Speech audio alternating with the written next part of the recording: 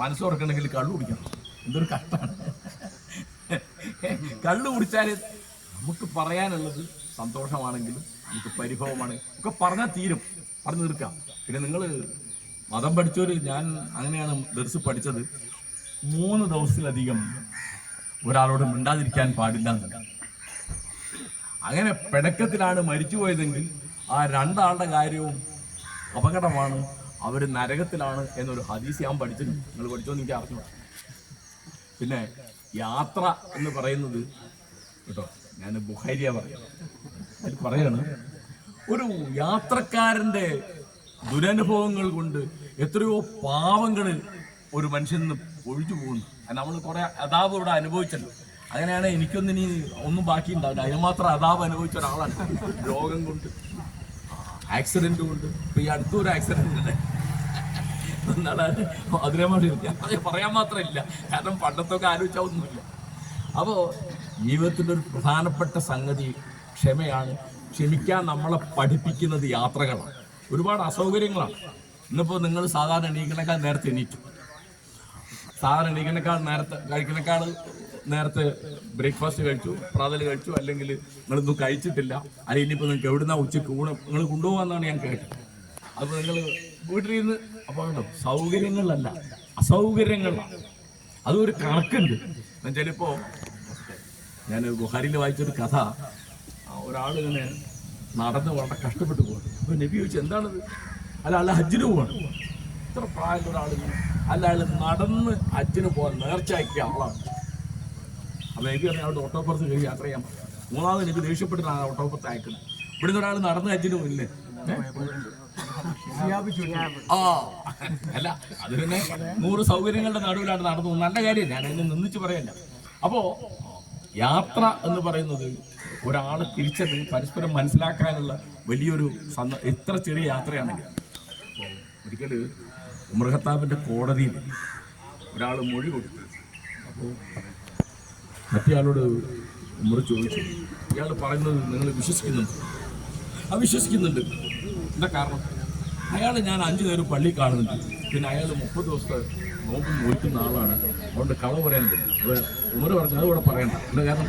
നിസ്കരിക്കുന്ന നോമ്പ് വയ്ക്കുന്നതൊക്കെ അയാളുടെ കാര്യമാണ്. അയാളും നീരായിട്ട് വരെ ഇടപാട് നടത്തിയിട്ടില്ല, അയാളുടെ ജീവിച്ചിട്ടുണ്ടോ? ഇല്ല. 3ാമത്തെ ചോദ്യം ഉമർ ചോദിക്കും, നീ അയാളോട് യാത്ര ചെയ്തിട്ടുണ്ടോ? എന്താ കാരണം? ആളെ മനസ്സിലാവും. ഒന്നിച്ച് യാത്ര ചെയ്താൽ ആളെ മനസ്സിലാവും. അതുകൊണ്ട് നമുക്ക് പരസ്പരം അടുക്കാനുള്ള. അപ്പം പണ്ട് ഞങ്ങളുടെ കുട്ടിക്കാലത്തൊക്കെ എന്ന് പറഞ്ഞാൽ കപ്പലിലാണ് ഹജ്ജിന് പോകും. പിന്നെ ഹജ്ജിന് പോയി വന്നാലുള്ള കഥ എന്താണെന്ന് പറയും. കപ്പലിൽ 10 ദിവസം ബോംബെയിൽ നിന്ന് 10 ദിവസം ജിദ്ദയിലേക്ക് ഇരിക്കണം, അവര് തിരിച്ചു. അപ്പോൾ ഇവര് മിക്കവരും പിണങ്ങിയിട്ടാണ് വരിക. ഞങ്ങൾ പിന്നീടാണ് കഥ കേൾക്കുക. ഇത്ര അനുഭവം, അങ്ങനെ ഇത്ര കഥ കേട്ടുന്നത്. അതെന്താ സംഭവം വെച്ചാൽ, നിങ്ങൾ ആ ഒരു ജീവിതത്തിന്റെ സന്തോഷം എന്ന് പറയുന്നത് ക്ഷമിക്കുമ്പോൾ കിട്ടുന്ന ഒരു സാധനമാണ്. അതിങ്ങനെ ഈറ പിടിച്ച് ദേഷ്യം പിടിച്ച് പ്രതികാരമായിട്ട് നടന്നാൽ കിട്ടാത്തൊരു സാധനമാണ്. അപ്പോൾ നമ്മളെ ഒന്ന് ഇളക്കാൻ നമ്മൾ അടങ്ങിയിരിക്കുന്നു. അപ്പോൾ അതുകൊണ്ട് ഇതിൽ വിനോദത്തിലെ പ്രധാനപ്പെട്ട ഒരു കാര്യമാണ് യാത്ര. ഇപ്പം നിങ്ങളുടെ വയോജന സൗഹൃദ യാത്ര, സ്നേഹതീരെന്നൊക്കെ പറഞ്ഞിട്ട് ഇങ്ങനെ ഒരു പുസ്തകമുണ്ട്, വയസൻസ് ക്ലബ്ബ് എന്ന് പറഞ്ഞിട്ട്. അപ്പോൾ നമുക്ക് നമ്മുടെ പ്രായാധിക്യത്തെ നമ്മൾ എങ്ങനെ ചെറുക്കും എന്നുള്ള അതൊക്കെ നമ്മുടെ മനസ്സുകൊണ്ട് ചെയ്യുന്ന പണിയാണ്.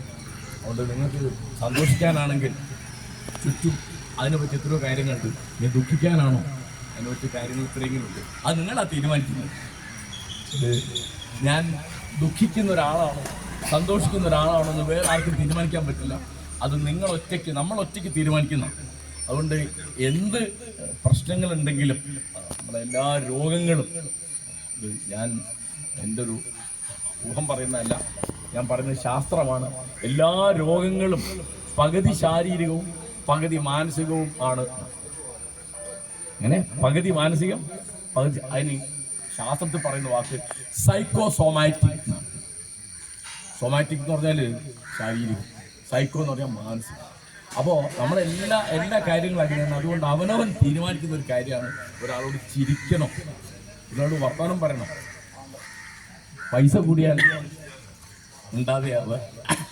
മുഖം അവനവൻ്റെ മുഖം വീർപ്പിച്ച് വെച്ചത് എല്ലാവർക്കും വല്ല നഷ്ടമുണ്ടോ? അല്ലെ നിങ്ങൾക്കൊരു പദവി കിട്ടി, അല്ലെ നിങ്ങൾക്ക് പ്രസിദ്ധി കിട്ടി, അല്ലെ നിങ്ങൾ പഞ്ചായത്ത്. ഇപ്പം ഞാൻ ആലോചിച്ച് തിരിച്ചു കഴിഞ്ഞു കോഴിക്കോട് അല്ല മുക്കം ഗ്രാമപഞ്ചായത്തിൽ ഒരിക്കലും എന്തോ ഒരു ഞാൻ ഇങ്ങനെ നടന്നു വരാം. അപ്പോൾ എനിക്ക് വളരെ പരിചയമുള്ളൊരു കക്ഷി. അപ്പോൾ അയാൾ മുഖമൊക്കെ കൂട്ടി ഇതിനെന്ത് പറ്റി നോക്കുമ്പോൾ എന്താ അവൻ പഞ്ചായത്തിലേക്ക് ജയിച്ചിട്ടുണ്ട്. പഞ്ചായത്തിലേക്ക് ജയിച്ചുകൊണ്ട് എന്നോട് കൂടുതൽ ചിരിക്കുക വേണ്ടത്. ഇതിങ്ങനെ കേട്ടോ, ഇടയ്ക്ക് എണ്ണിട്ട് ഇങ്ങനെ ഒഴിയുന്നത് നല്ലതാണ്, അവനോട് നല്ലതാണ്. നമ്മൾ കളിച്ച് ചിരിച്ചിരുന്നാൽ നന്നായിരിക്കും. വിവേകാനന്ദൻ്റെ ഒരു വാക്കുകൂടി പറഞ്ഞ് ഞാൻ ഈ സംഭാഷണം അവസാനിപ്പിക്കുന്നു. അദ്ദേഹം പറയാണ്, നമ്മളെന്തിനാണ് ദുഃഖിച്ചും വിഷാദിച്ചും ഇരിക്കുന്നത്? നമ്മൾ ആനന്ദസ്വരൂപനായ ഈശ്വരൻ്റെ മക്കളാണ്. അതുകൊണ്ട് കളി ചിരിയായിട്ടിരിക്കുക കേട്ടോ. ഇതൊക്കെ ചെറിയ കാര്യങ്ങളാണ്. ഇനി ഒരുപാട് ജീവിതമൊന്നും ഇല്ല കേട്ടോ. എനിക്ക് 74. എൻ്റെ പാപ്പ 65-ാം വയസ്സിൽ മരിച്ചുപോയി. എൻ്റെ ഉമ്മയ്ക്ക് 74-ാം വയസ്സിലാണ് ഉമ്മയുടെ മരണത്തിൽ.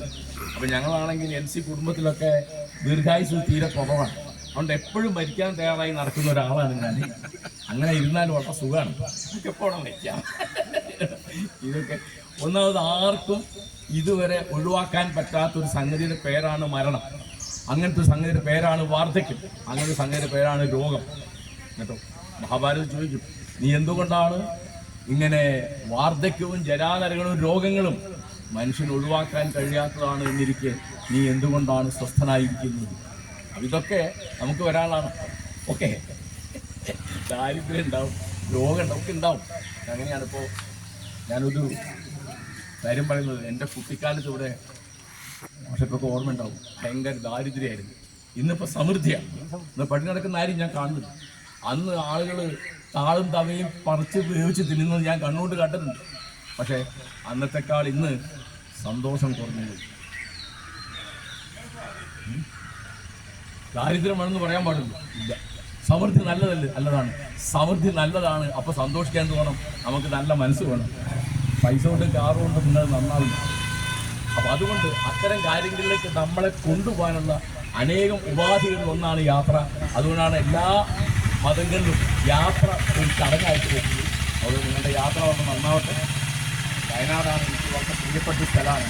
നിങ്ങൾ മലബാറിൽ ഞാൻ കണ്ട ഏറ്റവും മനോഹരമായ പ്രകൃതി ദൃശ്യം എന്ന് പറയുന്നത് വയനാട് ചുരമാണ്.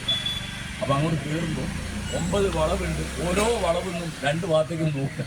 അപ്പോൾ ഉറങ്ങിക്കളായിരിക്കും. ഉറങ്ങാൻ തന്നെ സമയമുണ്ടല്ലോ. ചുരം ഒന്ന് കാണും. ഗാന്ധി കോഴിക്കോട്ട് വന്നപ്പോൾ ട്രെയിൻ നേരത്തെ വന്നുകൊണ്ട് അദ്ദേഹത്തിന് കുറച്ച് സമയമുണ്ട്. പിന്നെ ഗാന്ധി ചോദിച്ചു, ഇവിടെ കാണാൻ ഭംഗിയുള്ള വല്ല സ്ഥലമുണ്ടോ? പറഞ്ഞു വയനാട് ചുരം. അദ്ദേഹം പോയി കണ്ടു. ഞാൻ ഉദാഹരണം പറയാം.